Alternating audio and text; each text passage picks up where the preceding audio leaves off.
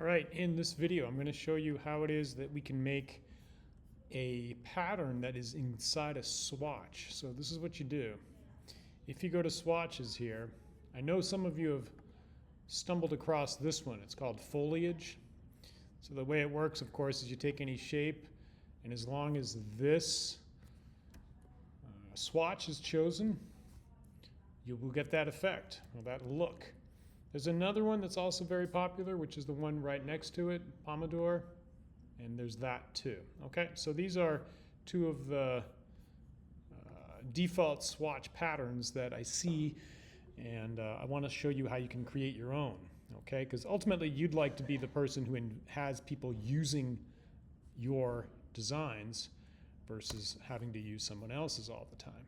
So the way you do this is you just take a rectangle. I hold down shift so it's a perfect square. I meant the rectangle tool. But anyway, let's just say that that's a good size. Okay. And then we're going to reduce this to the default just white if it lets me. So I'm going to click here. Perfect. We can just make it a color for now. This is good. And then here you just put in patterns. There's a couple ways you could do this. You can just overlap stuff. So I could take a star, assign this a different color,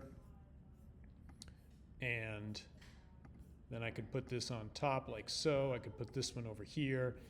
This design is just dashed off, obviously, for this demonstration. Maybe we change the size at the very least. And maybe just to spice it up just a bit more, I can select this shape, use the knife tool, and do what you see I'm doing here. So anyway, my point is that you basically build or create a different type of pattern all within this picture plane. Okay, let's just say this is good enough for now. But I lied. I'm going to just do one more thing. And let's get rid of the stroke there. Okay, fine. I truly will stop at this point. There, we will say that's my design, and it is what it is. All right, so we will, you can see I just keep going. All right, we'll stop there. Now, I am going to get rid of the stroke here. You don't have to, I just don't want there to be a stroke on this. And that's this design. Cool. So now that you have something, what you can do is you take this item and you just drag it over into the swatch area, which is right here. Okay, and I'm going to hit delete. And now when I take any shape, it could be, just keep using the star. How about if we do this? And now you'll notice that you also have this new pattern. And you can see it's the little pattern that I just made.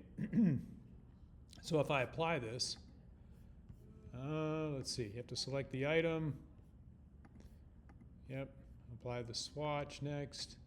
And what happened was that you can see right down here, so pay attention. If it doesn't work at first, it's because you did like what I just did.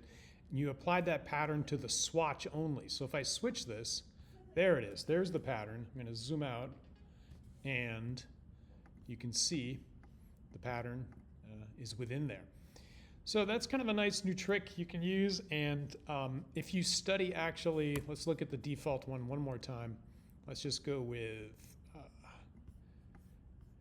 that. So you can see the tiling effect, but take note of how the others are produced. So if we switch this one up and you make this a little larger, actually, wait, let's do it this way. Let's make this, okay. So here it's tough to see where the tiling takes place. We will get into tiling later. There is sort of a science to it to make it look very seamless. This one has a little, no, that's the same one, isn't it? Let's go with this one, is it? Yeah, I think it's this one. Oh gosh, it's not. How about this one? And we switch it here. There it is. So this one, you can see there is a break, and it looks like all you're drawing is this center part. But I'm willing to bet that it's been divided right around that corner and then reflected. Anyway, we will get into tiling and ways you can make it in the future. Okay, that's it for this video.